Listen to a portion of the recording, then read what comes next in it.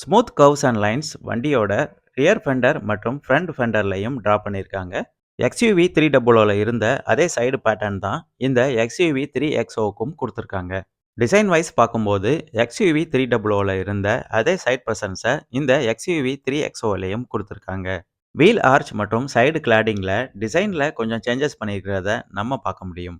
300வை விட ஒரு பெட்டரான ரீஇன்ஜினியரிங் மற்றும் ஸ்போர்ட்டிவான டிசைன் இந்த 3XOவுக்கும் கொடுத்துருக்காங்க. வீல் ஆர்ச்சில் ஒரு கட்டிங் டிசைன் கொடுத்துருக்காங்க. பார்க்குறதுக்கு ரொம்ப ஸ்டைலிஷாக இருக்குது.